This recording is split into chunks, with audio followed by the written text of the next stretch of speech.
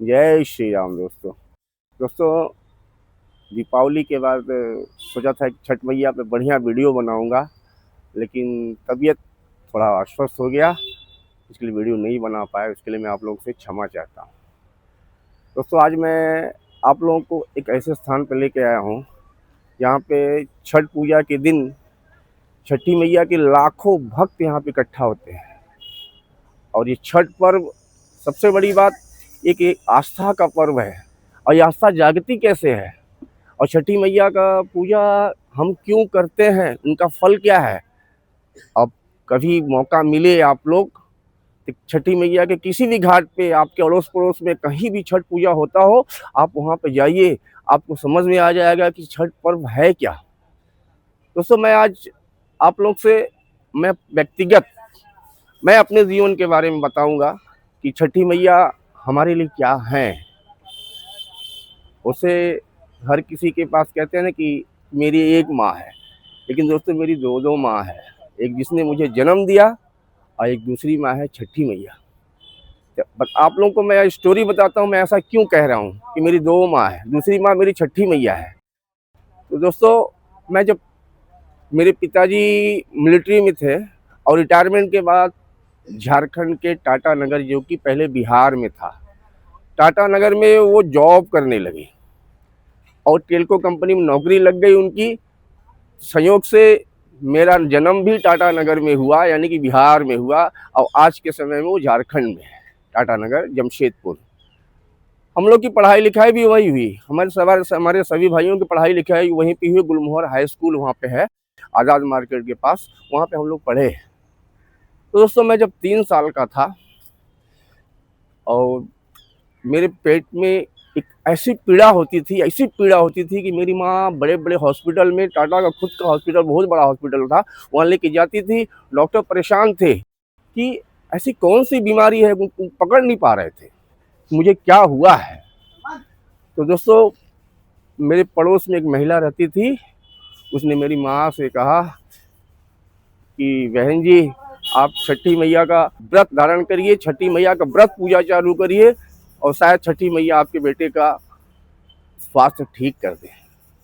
दोस्तों, मेरी माँ ने छठ पर्व को चालू किया, व्रत को चालू किया। आप लोग से मैं सच बता रहा हूँ, आज ये मैं उसी स्थान पे खड़ा हूँ कि जहाँ पे छठी मैया का पूजा होता है। यहाँ पे छठ के दिन लाखों लोग इकट्ठा होते हैं। तो मेरी माँ पूजा स्टार्ट करती है। आप यकीन मानिए कि छठ पर्व का पहला अर्घ जो शाम को दिया जाता है, और उसके बाद जो सुबह सूर्योदय के समय अर्घ दिया जाता है, दोस्तों उस छठ पर्व के दूसरे दिन की जो सुबह का अर्घ दिया गया, उसका अर्घ देने के बाद से ही शाम से मेरे पेट की पीड़ा हमेशा हमेशा के लिए दूर हो गई। आज मैं 50 साल 50+ का हो चुका हूँ। ये आप लोगों को मैं छठी मैया का एक सत्य घटना बता रहा हूँ।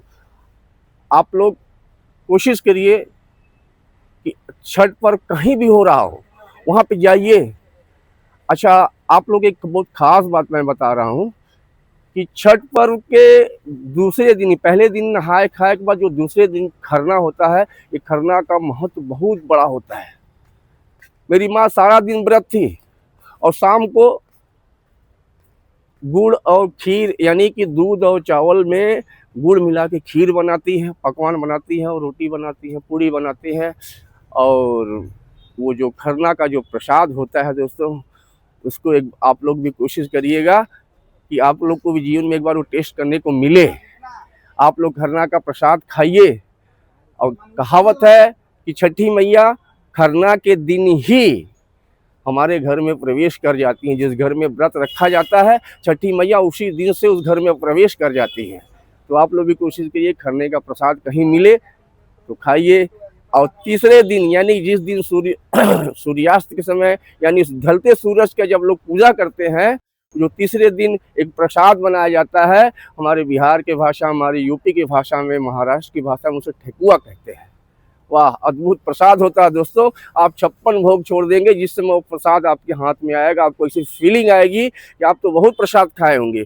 हर कहीं भी मंदिर में जाते होंगे, लोग आपके हाथ में प्रसाद देते होंगे, लेकिन जिस समय आपके हाथ में ठेकुआ, यानी छठी मैया का प्रसाद आएगा, आपको अलग फीलिंग होगी, अलग से अनुभव होगा। तो दोस्तों मैं आप लोग से भी रिक्वेस्ट करूंगा कि आप लोग भी छठी मैया का कहीं भी पूजा हो रहा हो, कहीं भी हो रहा हो, वहाँ पर जाकर प्रसाद मांग के खाइए और कोशिश करिए कि शाम को सूर्य ढलते समय किसी भी घाट पे जाइए, हाथ जोड़ के छठी मैया से मन की बात कहिए और दूसरे दिन सुबह स्नान करके 4 बजे 5 बजे भोर में जाकर उस घाट पे खड़े हो जाइए। दोस्तों मैं भरोसे के साथ कह रहा हूँ कि छठी मैया आपकी और आपके परिवार के सारे दुख संकट को दूर कर देंगी। दोस्तों छठी मैया, मैं कोशिश करूँगा कि आप लोगों के जीवन में भी जैसे मेरे जीवन में उजाला आया, जैसे मुझे नई ज़िंदगी मिली, अब आप लोगों को भी छठी मैया आप लोगों का भी भला करे। आप लोग छठ पर्व मनाइए। जय छठी मैया की।